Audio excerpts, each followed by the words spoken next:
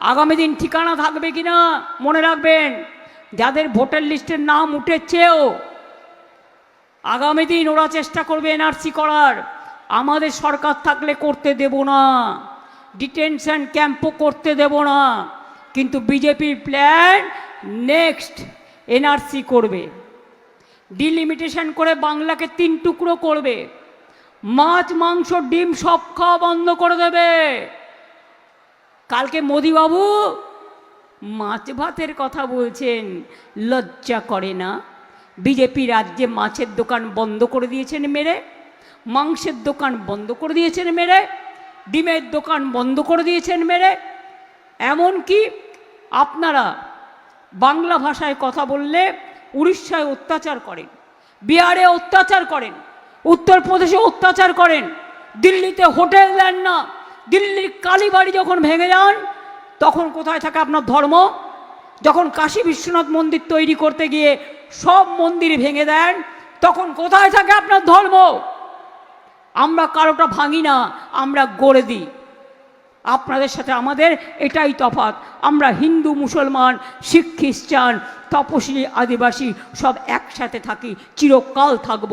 এটাই ছোটবেলা থেকে শিখেছি এবং এটার জন্যই লড়ে যাব, এটার জন্যই করে যাব। কি না করছে বলুন তো মায়েরা আমার? হলুদ বাটা সব কিছুতেই লাগে, যেন মনে হচ্ছে দেশে বিজেপি ছাড়া আর কোনো পার্টি নেই, শুধু বিজেপি পক্ষ। ক্যান্ডিডেটদেরও নোটিশ দিচ্ছে, সব পুলিশকে নোটিশ দিচ্ছে, সবাইকে ধমকাচ্ছে, সবাইকে চমকাচ্ছে। বাংলা দখল করবার জন্য বিজেপি হয়েছে হ্যাংলা। ছোট্ট বাচ্চা দুষ্টুমি করলে মা তাকে একটু বকে দেয়, আর বড় বাবুরা দুষ্টুমি করলে তাদের কি করতে হয়? ধরে ধরে গণতন্ত্রের থাপ্পড় মারতে হয়। এটা মাথায় রাখবেন। ভোটিং স্লো করবে, ইভিএম মেশিন খারাপ করে দেবে। ইভিএম মেশিন খারাপ হয়ে গেলে ওই ইভিএম মেশিনে কেউ ভোট দেবেন না, সারাতে আসলে সারাতে দেবেন না, নতুন মেশিন আনতে হবে। মানুষ জীবনে অনেক লাইন দিয়েছে, একটু অপেক্ষা করবেন নিজের অধিকারটাকে প্রোটেক্ট করবার জন্য, রক্ষা করার জন্য। 2 হচ্ছে আমাদের লোকেরা দেখে নেবেন যাদের ভিভিপ্যাট শুদ্ধ কাউন্টিং হয়, এবং প্রত্যেকটা পার্টি টিপে টিপে ভোট দিয়ে দেখতে হবে সম্পূর্ণটা। ধৈর্য হারালে চলবে না। কাউন্টিংয়ের পরেও বদমাইশি করতে পারে, স্লো কাউন্টিং করবে আর স্লো ভোটিং করবে।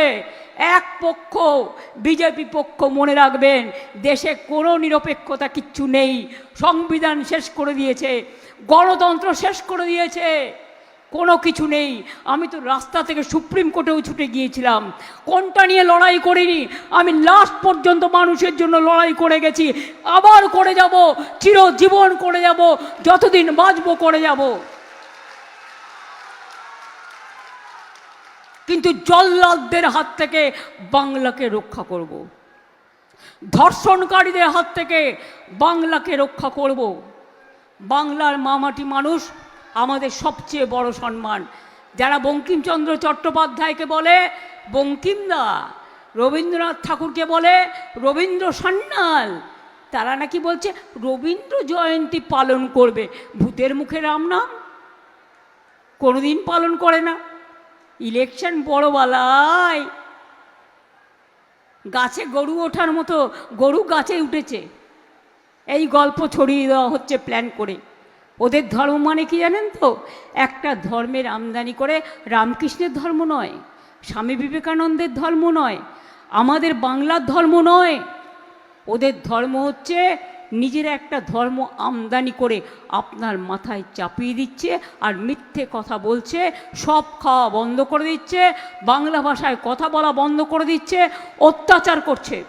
তাই বসিরহাট উত্তর, বসিরহাট দক্ষিণের মানুষকে বলবো, যদি নিজের অধিকার বাঁচাতে যাই, আমার স্বার্থে নয়, আপনার স্বার্থে, আপনার বাচ্চাদের স্বার্থে, আপনার পরিবারের স্বার্থে, আপনার ঠিকানার স্বার্থে, আপনার অধিকারের স্বার্থে অন্যবারের ইলেকশন থেকে এই ইলেকশনটার অনেক পার্থক্য আছে। এটা আমাদের গণতন্ত্রের যুদ্ধ করতে হচ্ছে। এক পক্ষর সাথে আমাদের শুধু একটাই পক্ষ, মানুষ পক্ষ।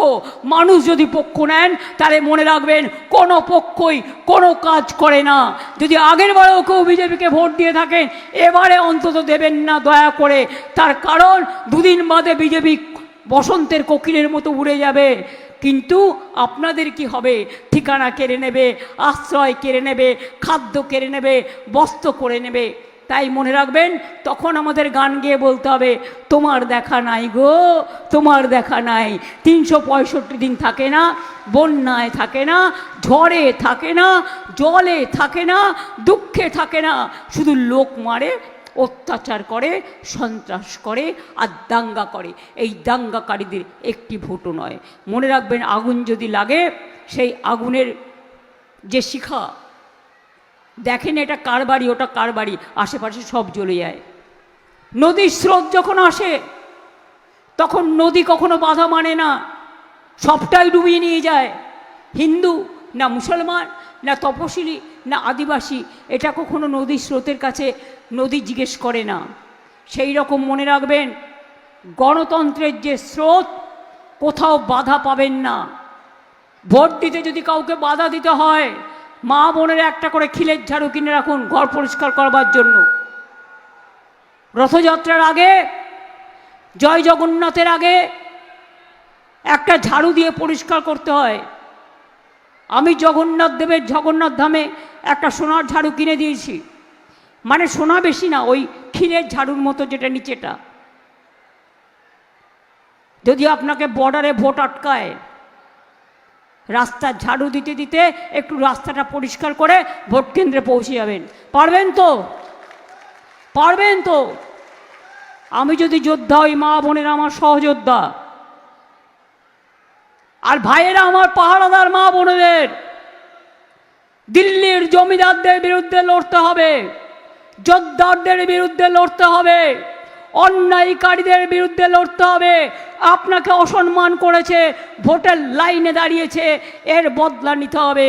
গণতন্ত্রের বদলা মানে একটা ভোট দেবেন আর বদলা নেবেন, একটা ভোট দেবেন আর বদলা নেবেন। তৃণমূলকে একটা ভোট দেবেন আর বদলা নেবেন। কারণ সেদিনকে আমাদের ছেলেমেয়েরাই আপনাদের পাশে ছিল।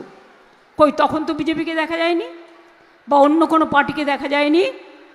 বিপদে তৃণমূল। আর ইলেকশন আসলেই দিল্লি থেকে এলো গাই, সাথে এলো মোটা ভাই, চক্রান্ত করে। তাই বাংলা দখল করতে চাই। আমরা বলে যাই, ও মোটা ভাই ফিরে যাও, বিদায় নাও। সকাল থেকে রটাবে স্লো কাউন্টিং করে, বিজেপি সিটগুলো আগে দেখাবে, আপনাদের সিটগুলো স্লো কাউন্টিং করবে, যাতে আপনারা তাড়াতাড়ি বাড়ি চলে যান আর ওটা দখল করে নেবে। এটা করতে দেবেন না ভুল করেও। মনে রাখবেন, কাউন্টিংয়ের রেজাল্ট নিয়ে তবে বেরোবেন, তার আগে একটি এজেন্টও বেরোবেন না।